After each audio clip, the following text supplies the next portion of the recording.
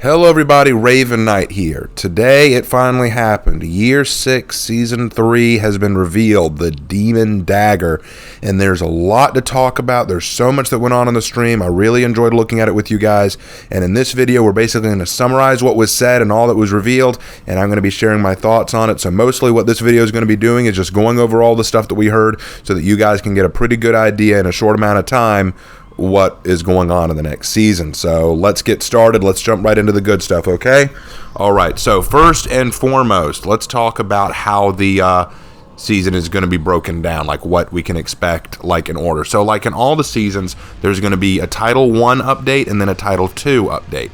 In the Title 1 update, which is what's coming in September 15th, we're getting a new Battle Pass, the Yokai Nightmare Event Pass, Testing Grounds, and then later on we're going to get some Hero Fests. Now, the name of the season is Demon Dagger, and the lore behind it is basically this, okay? So, bear with me, because I got some thoughts on the lore.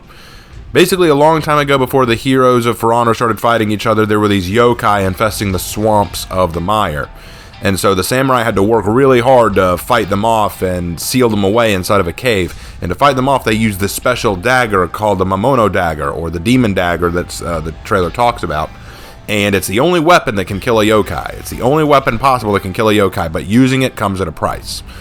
But now what's happened is somehow the seal has been broken or it's cracked, and now yokai are seeping out into the normal world, and the samurai are having trouble fighting them off. Okay, so a couple questions. Don't get me wrong, the idea is good. I think that it's a decent idea. It's got merit to it, and I think you could go somewhere with it, but there are a lot of problems I have. The first one being, if the Demon Dagger is the only weapon that can kill a yokai, how on earth did you corral all the yokai into that one cave? I mean, like, don't get me wrong. I mean, I actually, no, I don't see how one dagger could do that. If you had multiple daggers, if you had many weapons capable of this, yeah, maybe I could buy it, but one dagger?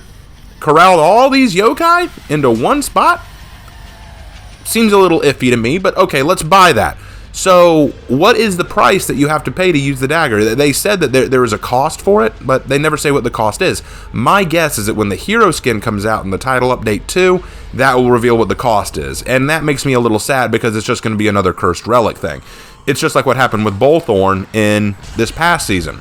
Basically, he takes a relic, it does something really cool, but it curses him in the process. So I'm thinking that's going to be what happens here. This hero skin that we're going to get is going to be some kind of cursed hero skin, which I guess isn't necessarily a terrible thing, but I don't know, I was kind of hoping for something more than that. But regardless of that, that's the lore, and I know a lot of y'all don't care about that. I care about it. I feel like they could have done this lore a lot better. Like, what if instead, just a thought, what if instead there used to be many daggers like this, or many weapons like this, and the samurai had formed a organization or group specifically meant to hunt and fight yokai, and so they were the ones who sealed away the yokai, and this group, kind of like the Wardens in For Honor, just kind of started to fade from memory and obscurity, so now they barely even remember their own purpose. Maybe like the Blades in Skyrim, right? And what happens is, now that the yokai are loose, the last remnants of it are scrambling to try to find their old weapons, and the only one they can find is this dagger. And now all of Heathmoor is suffering the wrath of these yokai, and they're all now trying to get the dagger for themselves so that they can use it. But the samurai are warning, no, you don't understand. This dagger, it comes at a heavy price. So they pick one specific samurai, maybe the last of these ancient organization, like maybe the last member, to carry this dagger and suffer that cost in order to help fight off the yokai. And they have to travel from place to place trying to fight them. Like, I think that would have been a little bit better. It would have explained how they got into the seal. It would have explained what they're having to do. And maybe the person who broke the seal, what if it was Hitakiri? What if Hitakiri broke the seal to reignite the war? Or maybe it was Pirate. Maybe Pirate broke the seal because she thought that the dagger was hidden inside, and only to find out that that wasn't the case. There are lots of reasons we could come up with. I feel like the lore could have been handled a bit better. But luckily, the rest of the stuff that they talked about is a lot better and handled a lot better. So first of all, with this new season, with this new theme of creepy yokai and monstrous spirits of the Japanese lore, we're getting an update to the map of the Temple Garden. Like, we're getting some new cosmetics for it. It's going to be very misty and foggy, some ghosts floating around in the temple area. There are spider eggs that are there. You're going to see kappa heads poking up out of the water. The water's bubbling. It's going to be very spooky, creepy. It's going to be very cool. I'm very excited. Now, there is no temporary event game mode, but there is the Yokai Nightmare event pass that's coming out with the battle pass for the season. Now, the Yokai Nightmare Event Pass, it's okay. It has some decent weapon skins and some decent effects and all that, but it's nothing amazing. It's nothing you're going to want to write home about and tell all your friends, right? But it is still interesting, and I do recommend people play it while they can, and definitely check out what they've done to the map. It looks pretty solid. But what I'm really interested in is the Battle Pass itself. The weapon skins coming out with the actual Battle Pass look amazing. They are very, very beautiful to look at. They should be scrolling across the screen right now. I love the way these look. There's very much a yokai possession kind of thing going on. With some of them, it looks like demon faces are coming out of the weapons, or the weapon is merging into a demon, which I think is very fitting because in Japanese lore, in ancient Shintoist beliefs, it was believed that a spirit, or kami, dwells within all things. And if you mistreat that thing, then the thing itself could become a yokai. The spirit within could become angry and vengeful, and that thing could become a yokai. Like a popular one is an umbrella yokai, which is usually what happens to an umbrella that's poorly treated. Stuff like that. So it could be funny, like these weapons have been mistreated or have been poorly handled, and so now they're angry at their user and they're lashing back at them. Or maybe they're so angry at the enemy that they've become demons themselves. There's a lot of ways you can interpret that, and I think it's very cool. These are some very, very cool weapon designs, and I like the way they look. So definitely cool cosmetics. We got a new execution coming with the Battle Pass, which is basically one of the most anime executions you could ask for. It uses Naruto hand seals to get it started, then pulls a Yu-Gi-Oh card and sends your enemy to the Shadow Realm. Or like you could say it's a reverse Uno card. You've triggered my trap card. You know, it's really cool, really corny, but I really, really like it. I definitely think it's worth getting. I can't wait to win that one, and it's going to be great. But that's not what everyone's really thinking about. The big thing that everyone's talking about right now are two things. And one of them are the gameplay and hero updates as well as testing grounds. So let's go ahead and talk about those. Now, like I've said before, I'm not super good at understanding all the technical aspects of the game. I'm not someone who understands balancing and timings and iframes and stuff like that like everyone else. So if I sound ignorant about this or I don't sound like I know what I'm talking about, bear with me. I'm doing my best. But I'll tell you what I know. So for one thing, we got 5 characters that are being given dodge attacks now. Jormungandr, Centurion, Warlord, Black Prior, and Highlander. They are all getting dodge attacks. Now, the animation for them is a little wonky, but at least they're getting dodge attacks, and the reasoning for giving them dodge attacks is because so many characters now have neutral bashes or bash capabilities, and most of these heroes have trouble dealing with bashing characters, so they've given them these dodge attacks so that they can possibly contend with bashing characters. I think that's good. I think that's a good idea. They've also added some basically life updates. Like they've basically given some changes to some characters. Like I think they've changed Peacekeeper, Lawbringer, Shaman, Jormungandr, Black Prior, Warmonger, Griffin. They've made a lot of very small changes. Nobushi too. They've made a lot of small changes to these heroes to help make them more viable.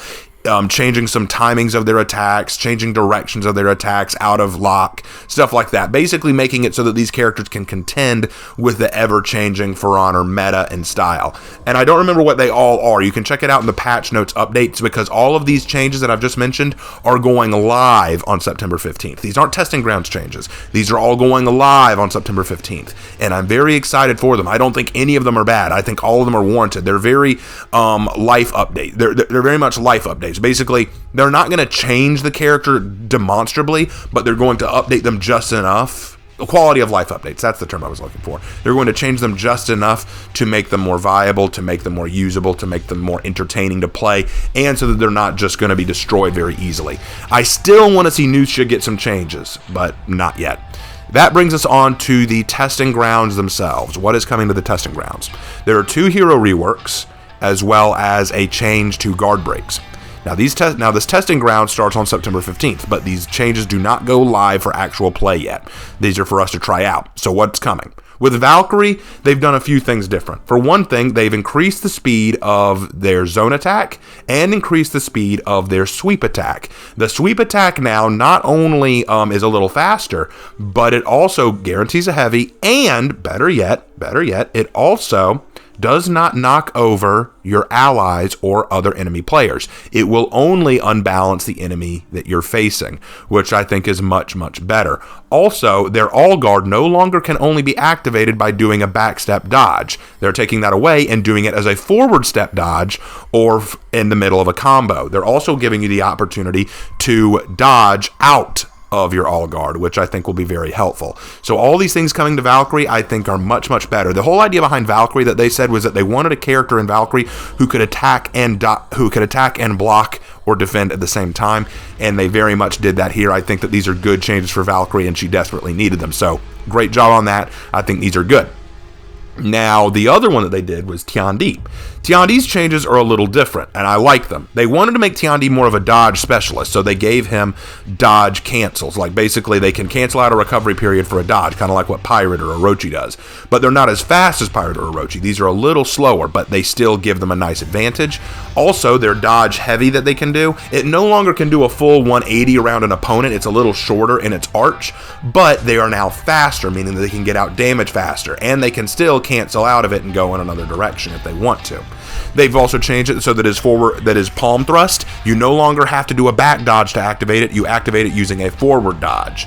So that'll be a bit of a different change, but I like that better because it extends reach, which is going to help. But the big change, the one that I really, really like about what they've done with Tiandi, is they've changed the dragon kick. You know that big kick that Tiandi does that can send your opponent flying? Well, in the past, I always thought that it was kind of useless. I mean, unless you're doing it over a ledge, really, it was more helping your enemy. Because let's say that you're really putting pressure on your enemy, all the kick does is send them away from you so that they can recover and start planning their next attack. But here, this actually is going to help. First of all, it can be canceled. The kick can be canceled so that if your opponent tries to dodge, you can guard break them and punish them for it, which I think is phenomenal. Now, you can still soft feint out of it into a light attack, but I like the fact that you can guard break too. Why? Because now the kick comes with another move. If you land the kick, you can follow it up with a guaranteed heavy attack. Yes, you can follow the kick with a heavy attack. That means the kick is now viable, which means in the past, literally, true story, if I knew I wasn't going to get ledge, sometimes I'll just eat the kick because I'd rather stand there and block the coming light than dodge and get lighted. You know, I will take that kick because it won't hurt me, and as long as I'm not near a ledge and there's no one else around me, all it's doing is sending me away from the enemy. It's fine. But here, now, if I get kicked, I'll get punished for it, which I definitely like. Tiandi is definitely going to benefit from these changes. I think that these are good alterations. I really like what they're doing here. These are good. I'm very happy with those changes. Now, the other changes coming to Testing Ground is a change to guard breaks. Now, it's not going to be anything huge, but I do think it will have some nice changes. What it is this. Have you ever fought a warmonger or a shugoki or a warlord who just really wanted to guard break over and over and over again? Well, they've made it so that that isn't a viable option anymore. Here's what'll happen. If you guard break, but then your opponent counters your guard break, like they manage to overcome the guard break, they will be given a free iframe. Now, what does that mean? It means that if your opponent tries to do a guard break again, they have frame advantage so that they can swing a heavy, and the heavy will win over the guard break, and you will eat damage. And if they fail, if they manage to counter their guard break and they try to roll away to get distance, you can guard break them back because you have the frame advantage. It does not mean, it does not mean that if I guard break someone, they counter it, they can then counter and guard break me easily. No, it doesn't mean that. It just means that they can no longer guard break over and over again, and that's all they can do. You know, that gets very old. They wanted to get rid of that, and I think it is a nice change. It's going to make it so that guard breaking is still a viable tool when used right, but there's a risk to it. You need to make sure it's the right choice before you commit to it, and you need to make sure that you're prepared for what's going to happen next. Now, some people are going to complain and go, oh, why even bother guard breaking now if you're going to do that? Maybe, because you need to think of other strategies to win. One thing that I think is really sad is that some people just pick one strat for a hero and just say, this is all I'm going to do. I remember the other day I was playing a warlord.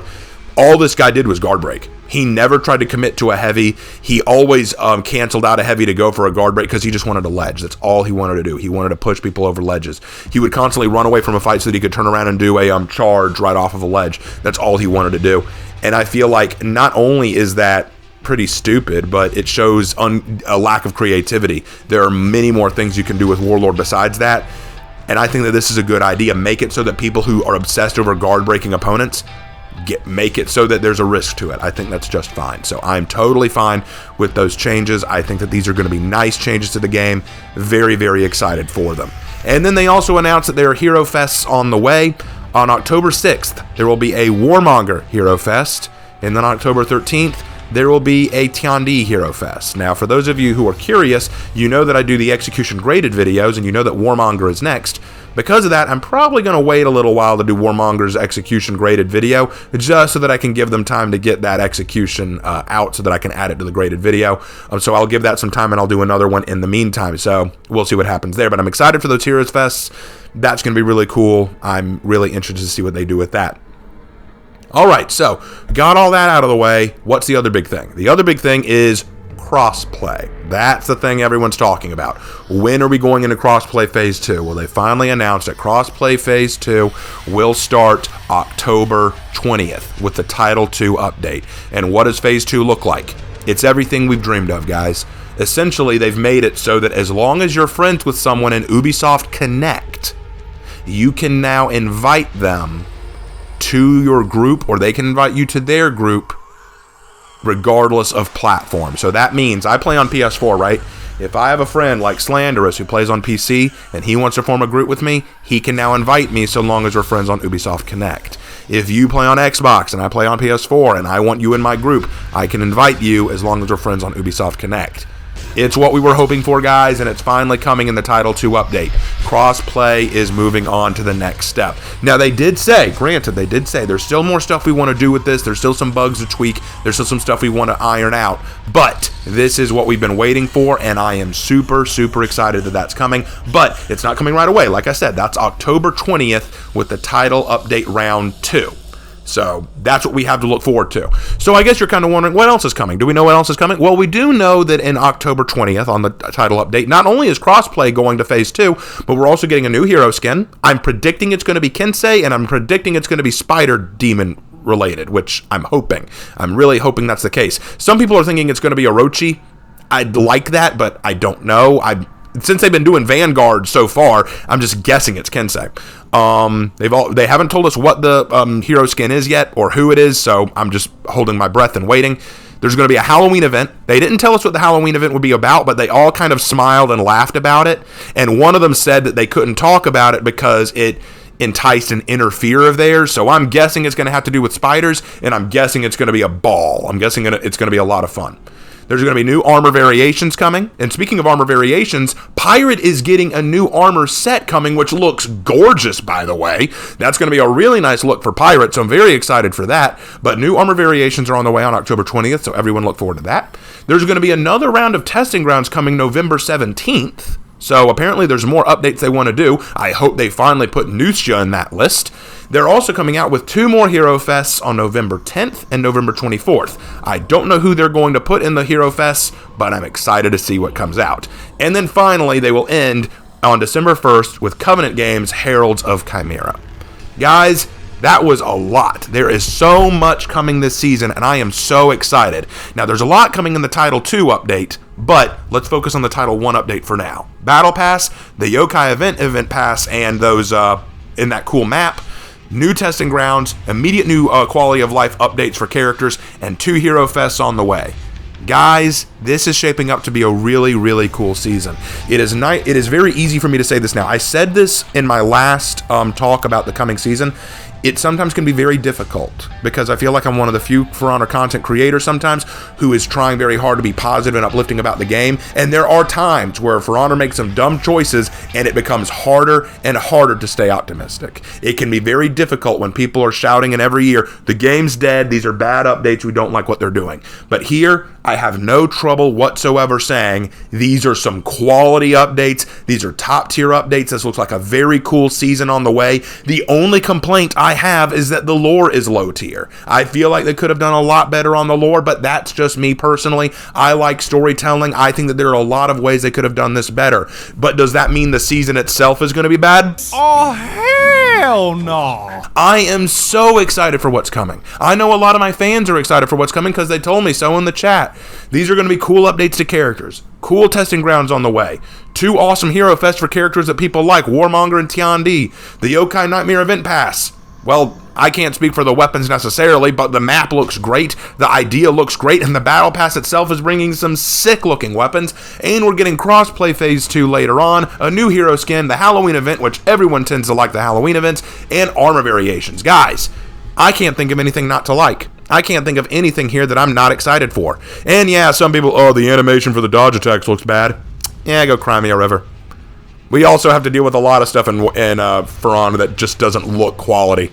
Like, can you really say that Shinobi's backflip kick is exactly realistic? I think not.